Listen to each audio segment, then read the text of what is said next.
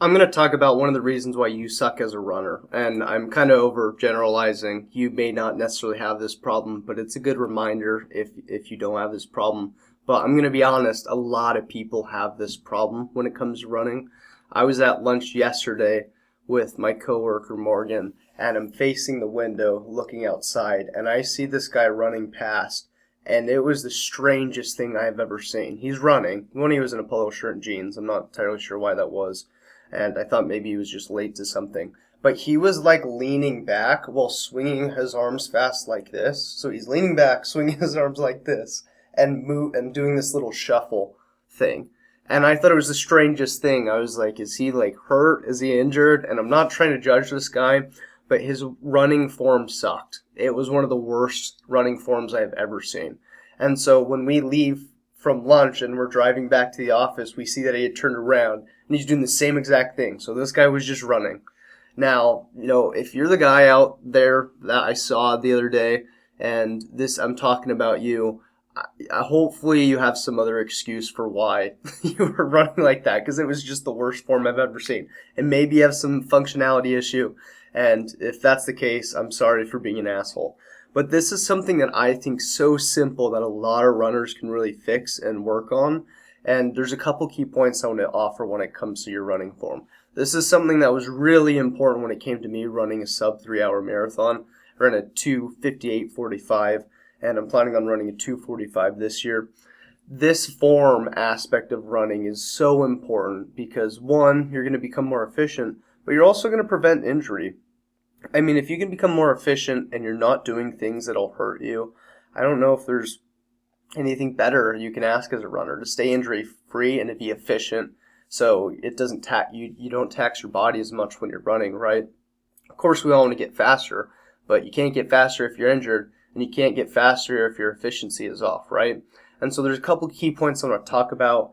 There's obviously a ton of YouTube videos out there where people are drawing diagrams or filming someone to the side, but I want to be super brief with some things that I focused on that really helped. So let's start from the foundation and work our way up. So first thing is how you land with your foot strike, or where on the bottom of your foot you land with your strides. So what a lot of people do is they do a heel strike. So I'll just actually take this. So if this is your foot, right, and you're landing like this, right, what a lot of people are doing, this is the heel, here are your toes. They're landing with their heel and trying to roll through. And when you think about that, if you just keep landing with your heel with every step, it's not as efficient as if you do more of a mid or a toe, like ball of your foot strike. So if you're landing on the mid and rolling or propelling that way, or even on your toes, you'll have to find what works for you. It's much more efficient because you're going to be moving, opposed to this heel just jamming into the ground and all that impact and pressure and kinetic energy shooting up into your knees, right? So that's the very first thing. Look up heel striking versus like midfoot or toe striking, and that alone will make you efficient. Definitely, prevent you from getting injuries.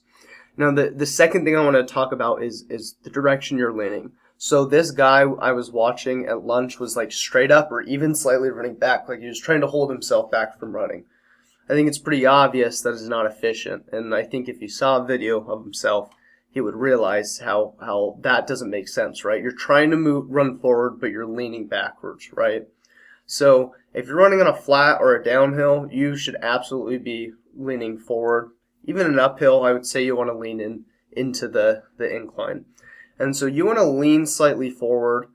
For me, what I found works for me is I'm kind of leaning from the hips up, like straight spine. I'm not like hunching over. It's just kind of like this slight tilt, because as I'm landing on my toes, I'm just leaning into it, and it's almost this like wheel where my feet are hitting the ground and I'm just moving forward, right?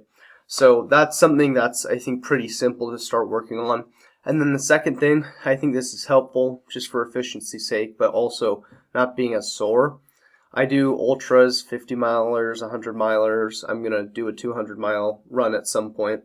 And one of the things I've noticed is I can feel really sore in my back and my traps, my shoulders. And obviously if I'm just being in like this running motion, that's going to happen. My muscles are kind of tense.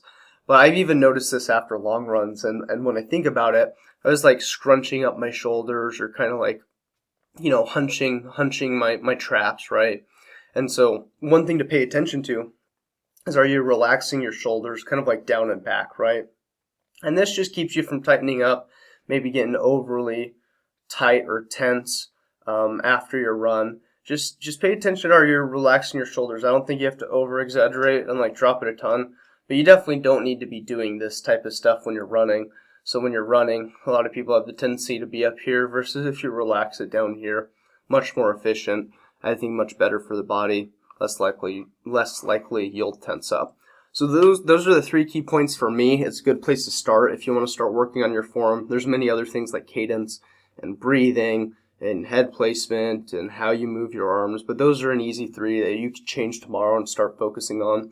So land more on the middle or front part of your foot, the balls of your feet, the toes. Make sure you're leaning forward slightly from the hips up, and then just relax your shoulders. So those are the 3 tips to start working on. I appreciate your time. I know it's valuable, and I look forward to seeing you on the trails sometime soon.